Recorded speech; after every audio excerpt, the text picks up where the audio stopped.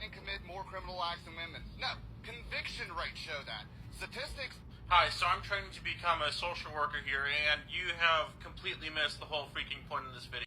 It's my video. I'm fairly certain I certainly did not miss the point.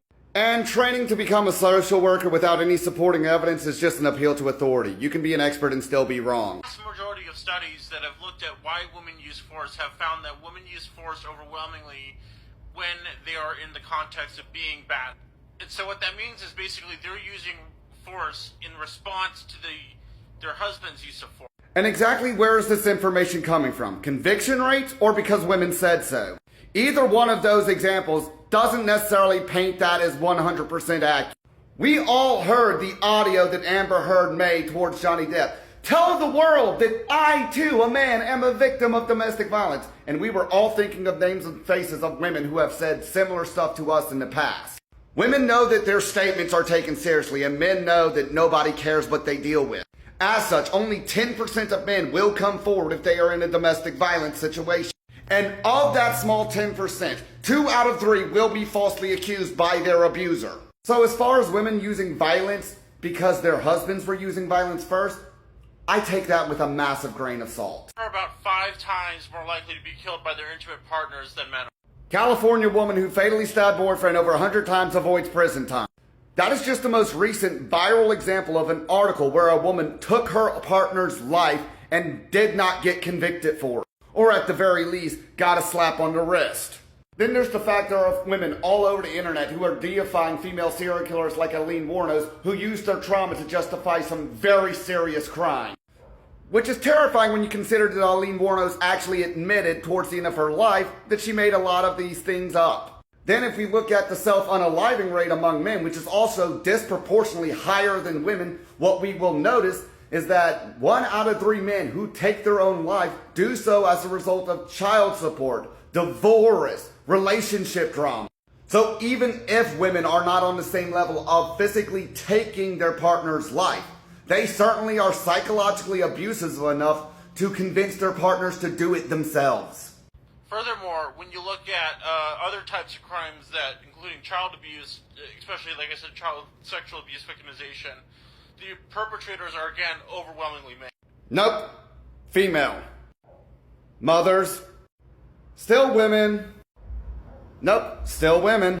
The closest result yet. Still women make up the majority. As far as child predators who are women, you explain to me why there's an epidemic of teachers getting exposed for molesting and grooming boys and receiving no jail time. If they're not getting convicted for this type of crime, they're not being accounted for. And you want to explain to me why the justice system will actually reward child support to a woman who grooms and molests a young boy? Literally every source I have been able to find shows that women are actually perpetuating the most child abuse. Even if we go based on conviction rates alone. And the only reason the conviction rate is so low for female sex offenders is because more than any other criminal group, female sex offenders are handled with kids' gloves the most. Not to mention, 1 out of 3 states in the US don't even consider it rape unless a man does it. For example, in the state of Georgia, it is only considered rape if you use your penis to penetrate the vagina, anus, or mouth of another individual. But when we look at made to penetrate standards, what we notice is that women are arguably committing it at the exact same rate as their male counterpart. Are much more likely to continue the violence after a relationship is ended than female perpetrators.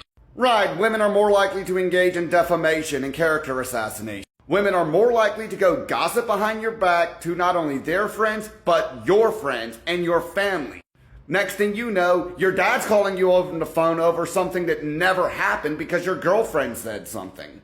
The reason I am terrified that we live in a world where so many social workers think just like you is that you refuse to acknowledge the vast differences in which men abuse and which women abuse.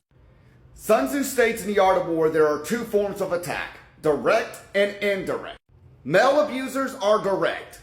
Female abusers are indirect. Women are well aware of the fact they cannot stand toe-to-toe with the average man. That's why female abusers are more likely to use weapons like knives, bottles, pans, pots, shoes, whatever they can smack you in the head with. But if they can't physically abuse you, they are going to destroy your reputation or they're going to find somebody else who will hurt you for them. There are multiple cases of women not only committing violence by proxy against their exes, but random people on the streets. Just about everybody has encountered a woman who wasn't getting her way, so she went and got her husband, her boyfriend, her brother, her dad, some cases even her son, to do all the violent, dirty work for her. This father was shot and killed by his ex-wife's new husband when he was trying to pick up his kids. This bodega worker was attacked by this man when his girlfriend was unable to pay for her groceries. Oh, need I say more? Now granted, there's not a lot of data nor research being done on how often women commit violence by proxy. But we've all seen this type of stuff happen, and people really need to start studying it. And as someone who's studying to be a social worker, you would be in the ideal position to do this, but you're not going to. You see, you don't care about trying to make the world a better place. You don't care about actually helping people. What you care about is making money the easiest way possible. And unfortunately, your mentality is the standard among social workers, therapists, psychologists, law enforcement, and judges. Women are not all angels. Men are not all devils. And there's a lot more good among men that people want to acknowledge, and a lot more evil among women that people want to recognize.